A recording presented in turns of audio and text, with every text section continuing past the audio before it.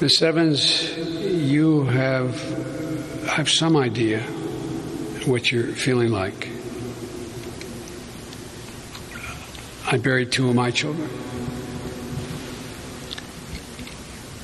And people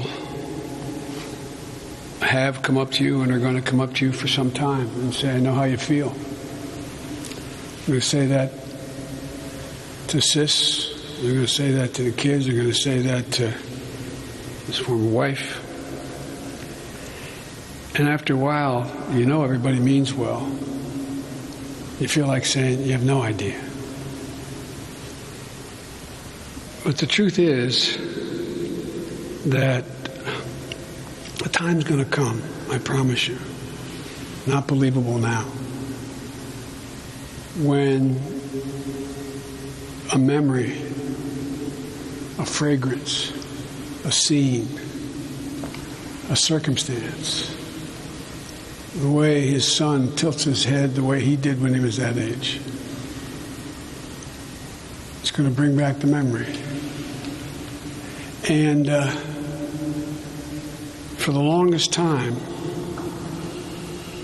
it's going to feel like at that moment, that memory, it's going to feel like you got the phone call just that moment ago. And there are going to be people celebrating Billy's life. And as much as you appreciate it, all of you, it also is hard. You relive everything again. And you know, I got a phone call when I first got here and lost my family, part of my family, from a person I never knew, never met, former governor of New Jersey, who was literally 45 years my senior. And he told me he knew how I felt. And I didn't say anything. He said, I know what you're thinking. He said, but I did know. He said, I used to come home. I was the Attorney General in New Jersey before I was governor. And I'd come home for lunch because I lived just across the green from my office. And one day, a woman who helped out at our home came running across the green saying, she's gone, she's gone. His wife had an aneurysm. And he said, you know what I did? He said, I got graph paper. And 4 months out, I put the month on it, and in the horizontal line, I put the date of the month. In the vertical line, I put the numbers 1 to 10. 10 would be the happiest day of my life, and 1 would be like the moment I got the phone call. And he said, and every night before I go to bed, I'd graph it. I'd put a dot on that day where I was. And he said, don't look at it for 3 or 4 months. He said, you'll look at it, and you'll see, you put it on a graph. The downs are just as far down, but they get further and further and further apart. That's when you're all going to know that you're going to make it. By holding each other together, most importantly, by holding Logan and Abigail as tightly as you can. Because as long as you have them, you've got Billy. As long as you have them, you know, my prayer for all of you is that